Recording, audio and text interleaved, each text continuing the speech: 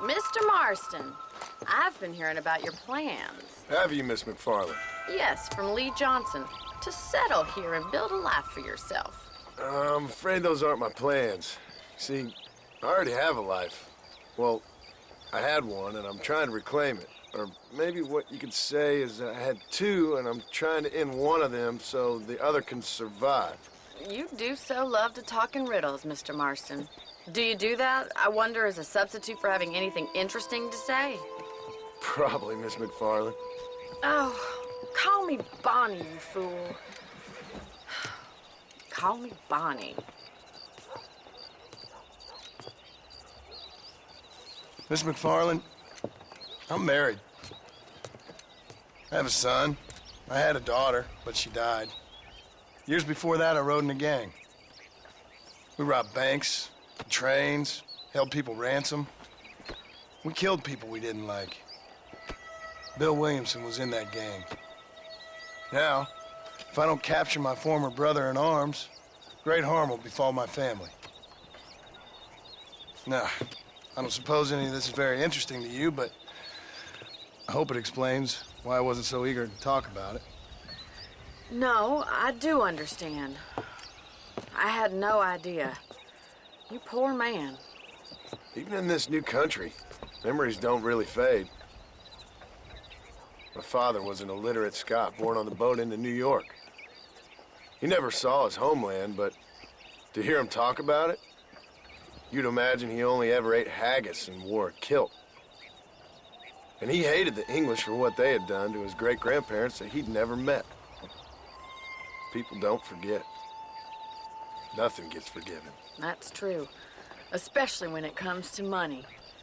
And you know, even now, after all his labors, my father's debts are still terrible.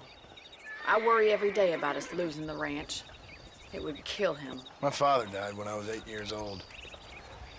His eyes were, well, let's just say he was blinded in a bar fight south of Chicago.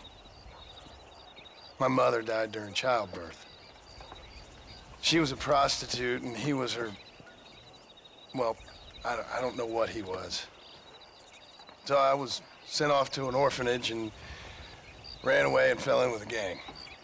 My word. What a difficult life you've lived. The leader of the gang taught me how to read, taught me how to see all that was good in the world. He was a great man in a way. But you killed people. Sure. And I've suffered for it. And that's the life I left, or tried to leave. Said too much, Bonnie. I'm an uneducated killer, sent here to do all I can do well. Kill a man in cold blood so that another man may do his part to cut crime in an area, and a rich man can be elected governor on the back of these promises. Civilization is a truly beautiful thing, Mr. Marston. Listen, can you help me? Well, I can try. What do you need, money? No, nothing so complicated. I need an extra hand to take out the herd to pasture. Sure. Point me in the right direction.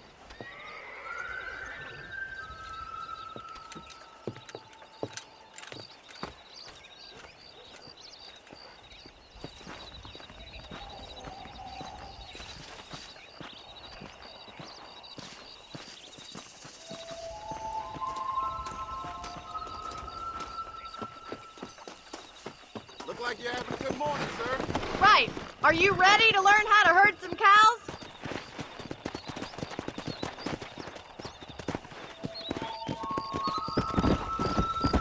Yeah! Thank you for telling me all that back there. It must have been hard for you. Hope you understand now why I've been playing my cards somewhat close to my chest. I didn't know you had a wife and child. Then again, I don't think I ever asked. They're lucky to have a man like you. I ain't so sure about that, but thank you. Good to see you, Miss McFarland. Good morning to you, dear sir. Whoa! Hey there! Come on.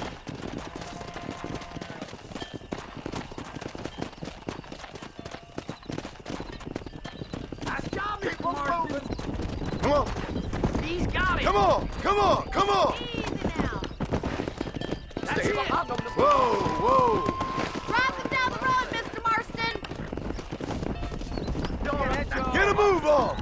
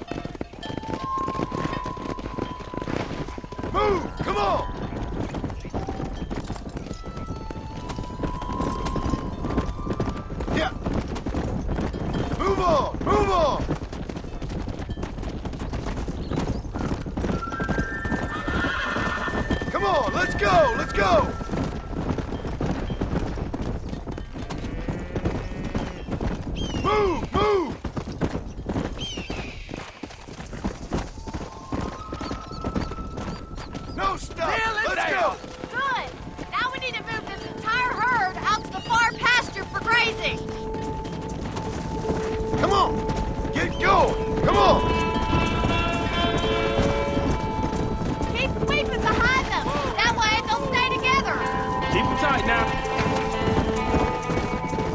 Go! Barney's gonna love this. You're doing great, Mr. Marston. Stay with him. Keep that eye. Let's move here, my four-legged friends! Keep going, Mr. Boston.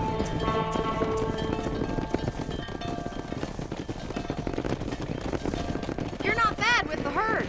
Ranching might be your true calling, Mr. Marston. Either that, or you were a cow in a past life. Thank you, Miss McFarland. I'll see you later. I have work to do back at the ranch.